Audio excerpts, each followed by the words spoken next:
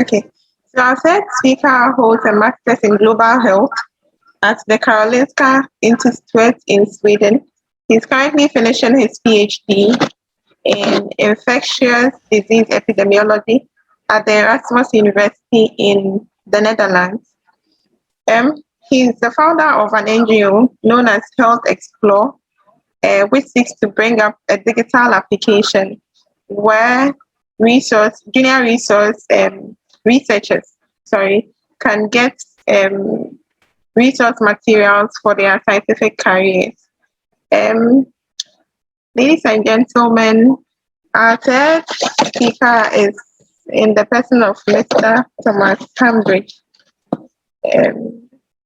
Is he here? Yes, I'm here. Can you hear me? Okay, yeah. Yes. The floor is yours. You can go ahead. Great. Perfect. So good afternoon, everybody. First of all, thank you very much for the invitation to such a great event, especially to Alia and Gabriella for organizing, and thank you to Nat and to Lois for the excellent talks. So my name is Thomas Hambridge. I'm currently completing my PhD in infectious disease epidemiology at the Erasmus Medical Center in the Netherlands. And over the past decade, I've worked in both the public and private sector in a variety of different roles, most recently as a clinical project manager for Johnson & Johnson in their vaccines team. So I'm just going to share my screen.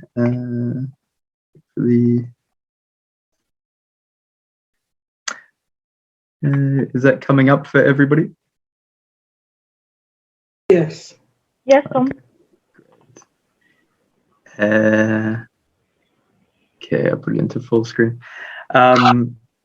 So I've also obtained a postgraduate degrees in immunology and global health. So I'm quite familiar with the application process for international master's programs in particular. So hopefully I can share some valuable information with you today.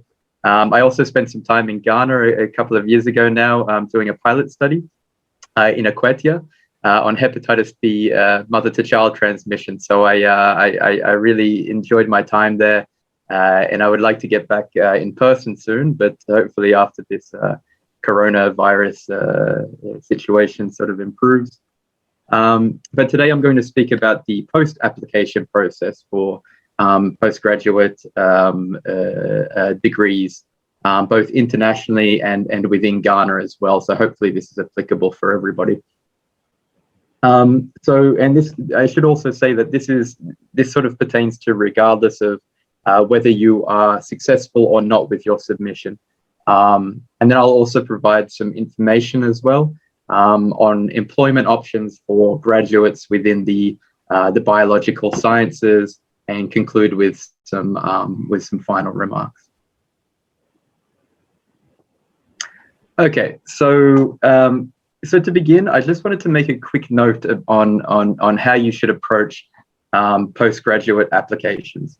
So from my experience, I believe it is important to put quality over quantity when it comes to applying for these programs, meaning that you should really put a lot of time and effort into an application for a program that you're most interested in, ensuring that you have attention to detail when writing your cover letter, as Lois just provided a nice overview of, your CV, and really highlighting interests and experience relevant to that program.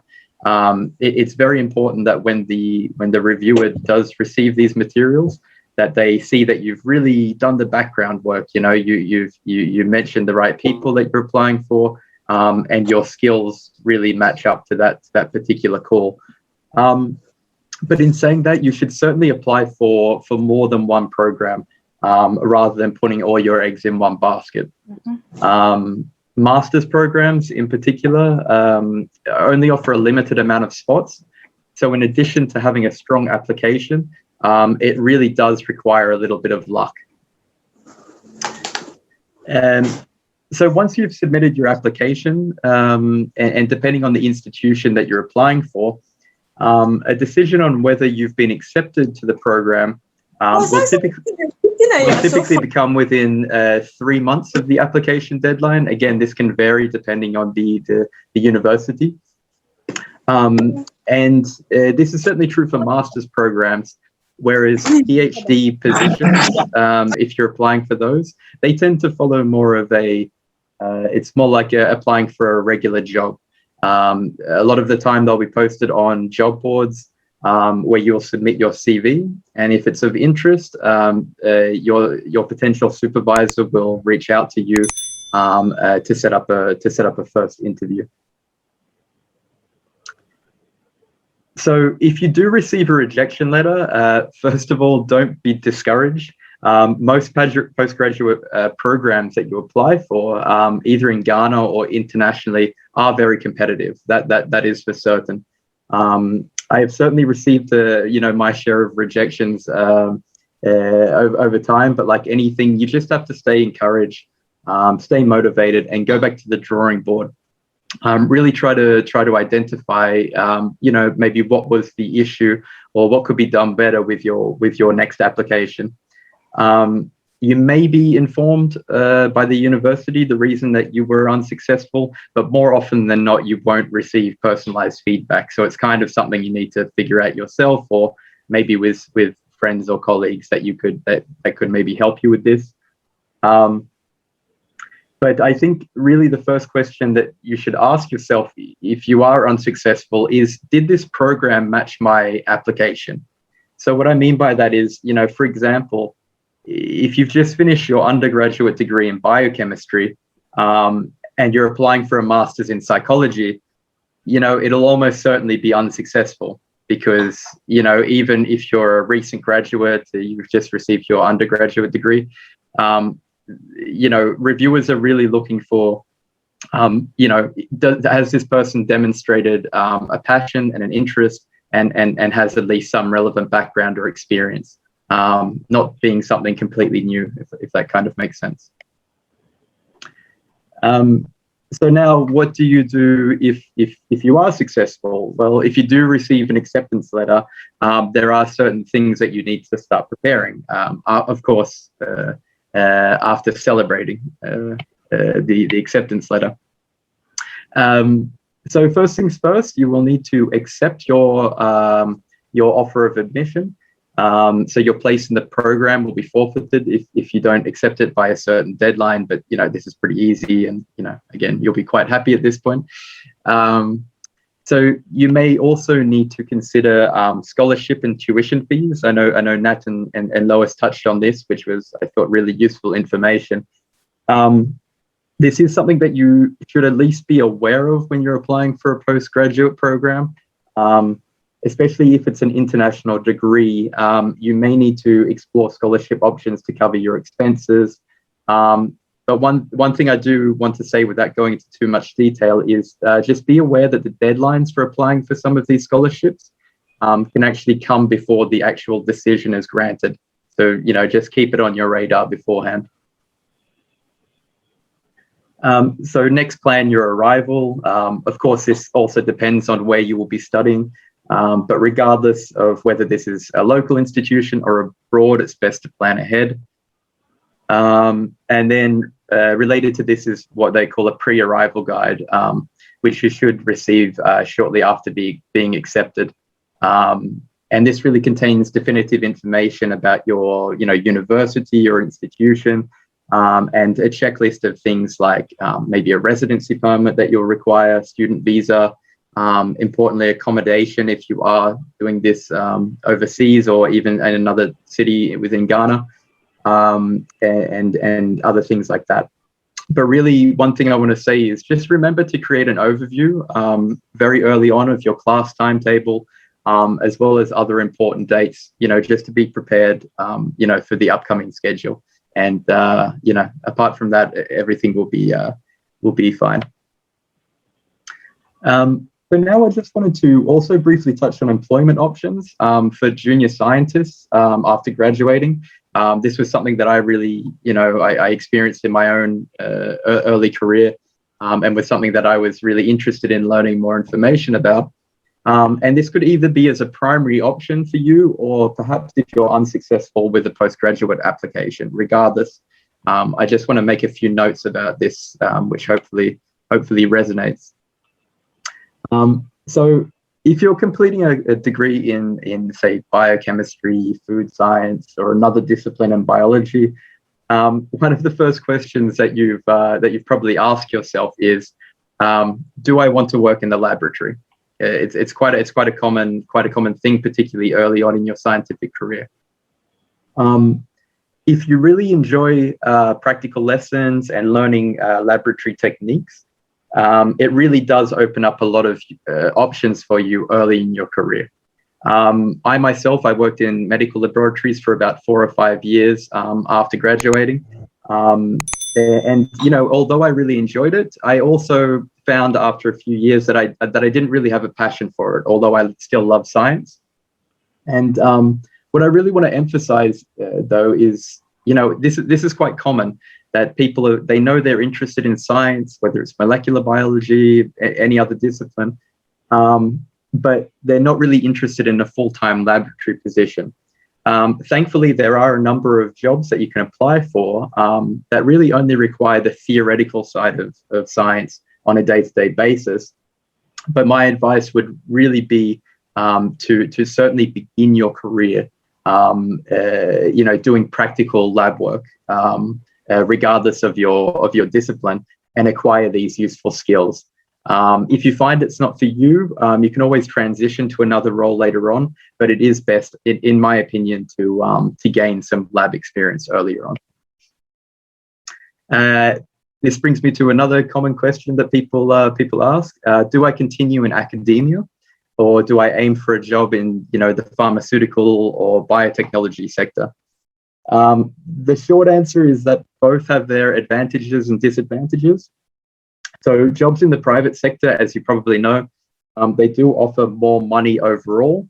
But starting, you know, your career in academia, either as a postgraduate master's student, a PhD student, or perhaps maybe a laboratory assistant, will really allow you to potentially author publications, maybe as a co-author. You know, and this is an important thing to consider earlier on in your scientific career. And this is a disadvantage of going straight into the industry, where you probably won't have this opportunity, you know, when you're starting out.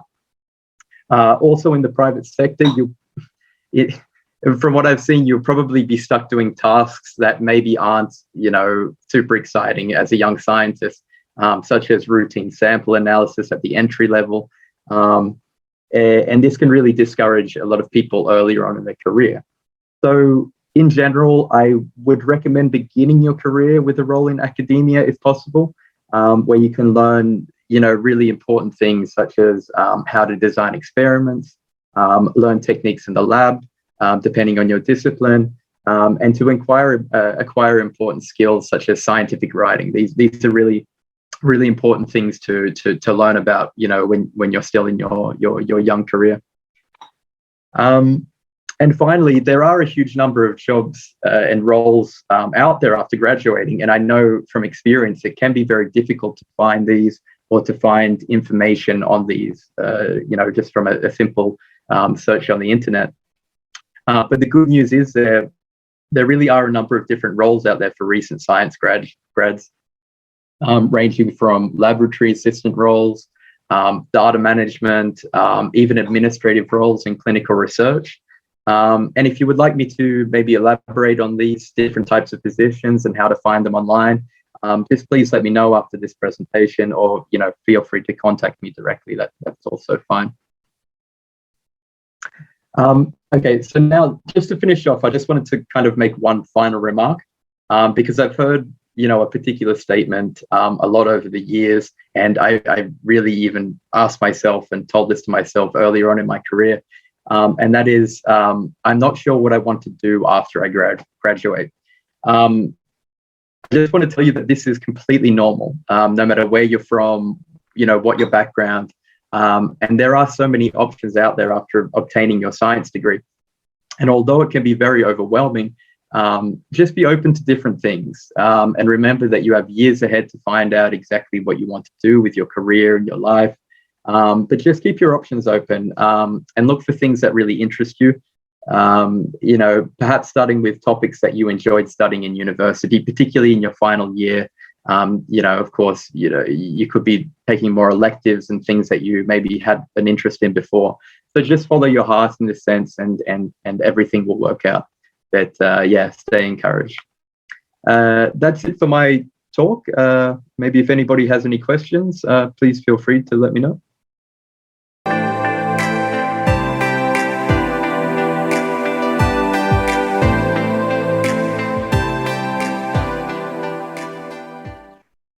So I'll be reading out the questions that I have here, and I'll mention the speaker to which is directed, and it can be answered.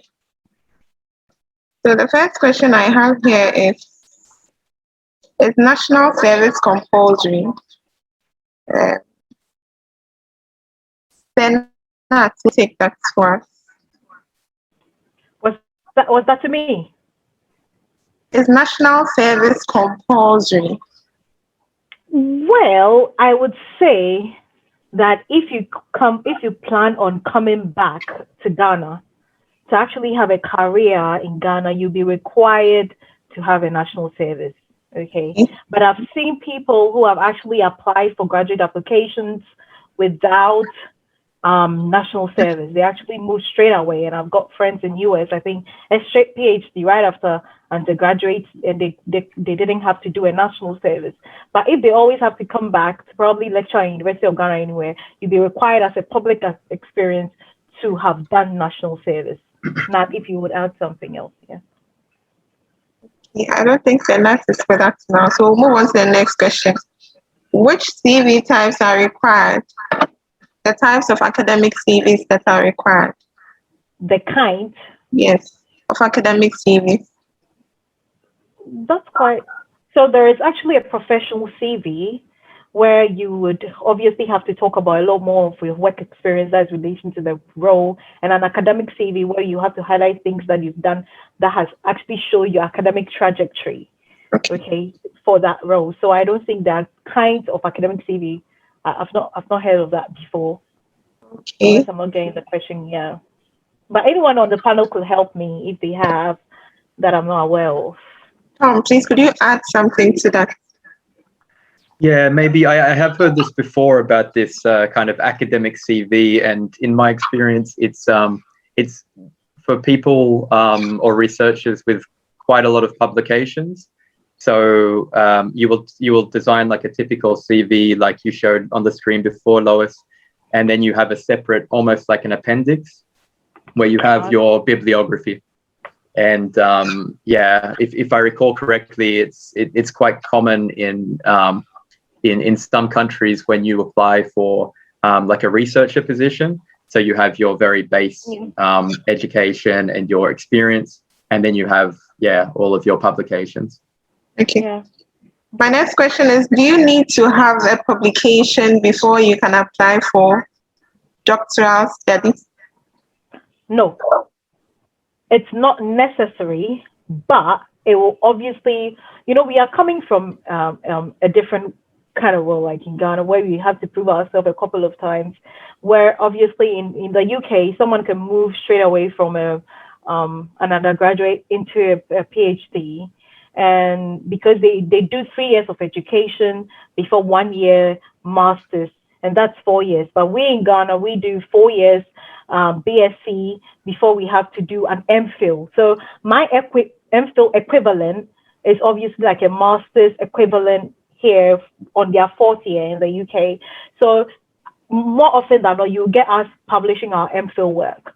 But like it would depend on the supervisor if they want a list of applications. But with my supervisor and a couple of people that I've worked with, you do not need a publication to make you relevant. But obviously, it's a plus. Okay, when they see it, they see that the person has written a research paper, they're actually into the academic research world, and it's able to tell them their experiences of what you've had to work on.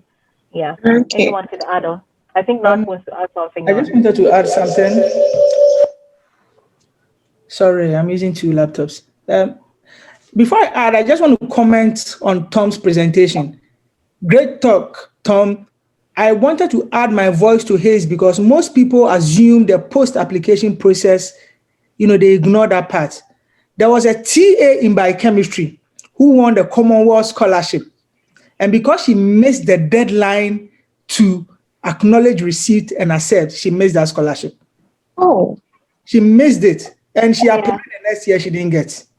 Yeah. So post-application processes are very important. Okay, with respect to publication, I don't have a publication in the science field, but I'm into a PhD program. Why? Because I had the right to referees to write about the science I'm involved in.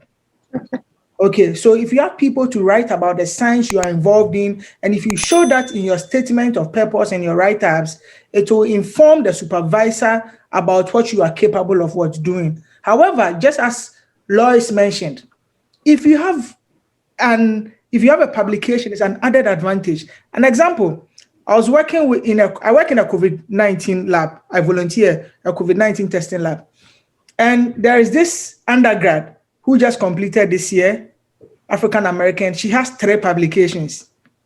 3. She applied to 10 schools. Amongst them are Stanford and Columbia University. She got into all 10. Yeah. And now the confusion is to which one to. So please, publication, helps. Okay. But if you don't have, let your SOP, let your advisor, let whoever is writing your recommendation, put in the science you have been involved in, and then talk about it, and that can help you. Okay, so the next question is about scholarships, specific scholarships that we can get, maybe websites to those scholarships or something. Oh my days, everywhere. Like every minute, there's a scholarship that is popping up. I just saw one for MSc in a project that has to do in diabetes, I think in King's College London. And if you follow Dear Young Graduates page, I post every scholarship I see, unless I don't see it. I post every scholarship I see there. So there are other websites like Opportunities for Youth, Opportunities for Africans, job.ac.uk, that's for the UK ones. There are generic scholarships that pop up every minute. So I think that if I want to go, I can give you a list of 18 websites on top of my head that you can find scholarship opportunities for masters and PhD. I think that it will be easier for you to just follow Dear Young Graduates. Right after here, you can just skim and scan through them and start preparing for them.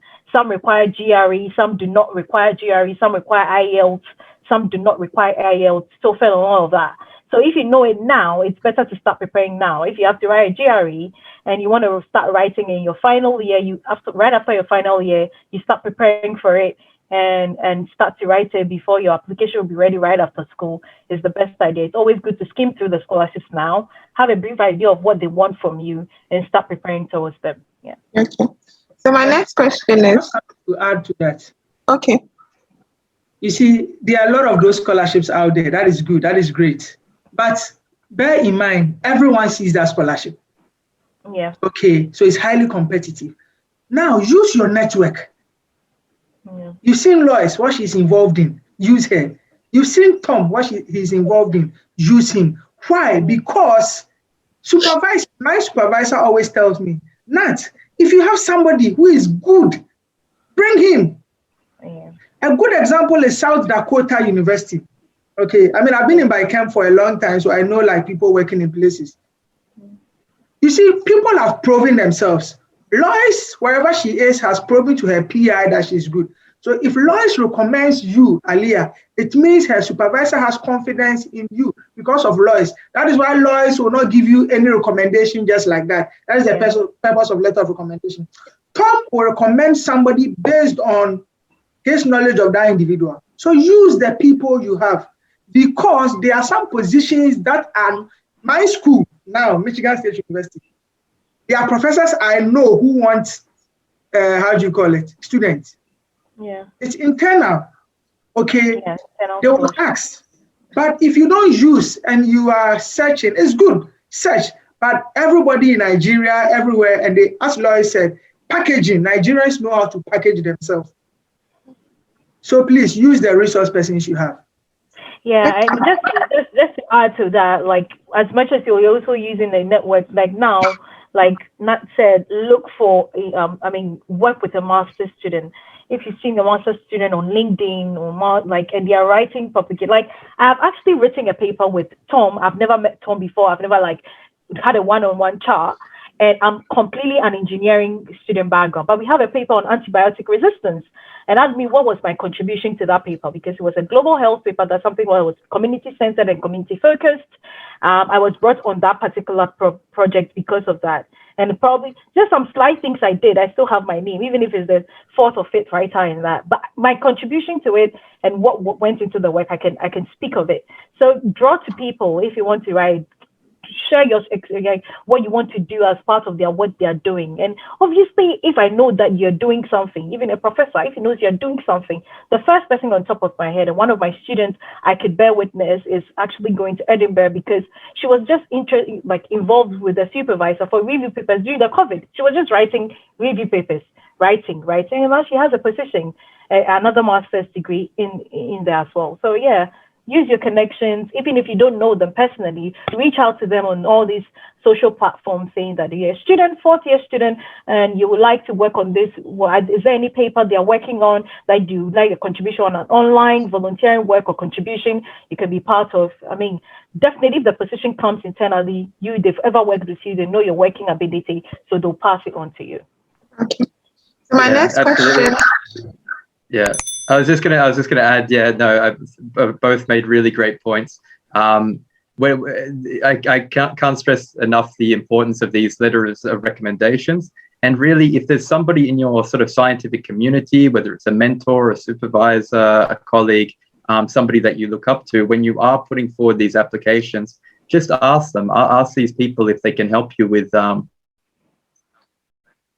these letters, because for the most part, people are more than willing to help. And, the worst thing that's going to happen is they say, no, I don't have time. So don't worry about it. Just go ahead. So,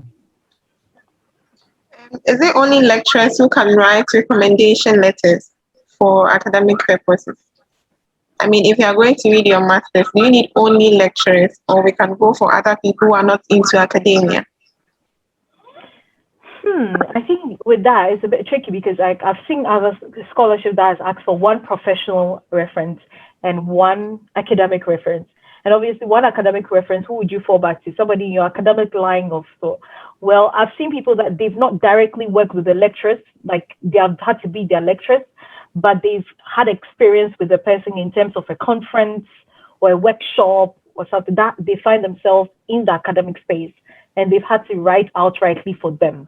But they've never sat under them to actually teach them. Like, if you're here, Nat hasn't taught you as a lecturer before, Tom hasn't taught you as a lecturer before, just because of your work in Aliyah, he's an academic reference and to write it out for you because of the work you're involved in. He doesn't necessarily have to teach you or be seated under his classroom or something as a lecturer to write it for you. I think if that makes sense.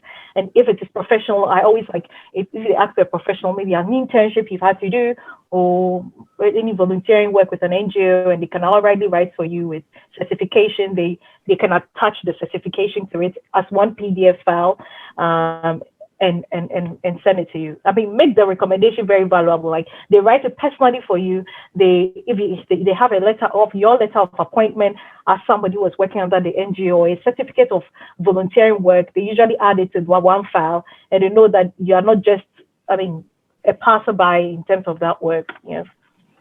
Yeah, exactly. It depends on the program itself as well. As you mentioned, some will maybe request more than one letter, but the general rule of thumb is that if you have maybe a professor or a senior lecturer that could give you the letter, obviously opt for them if you only have one opportunity. But I've given multiple letters of recommendations for people that I know and that I kind of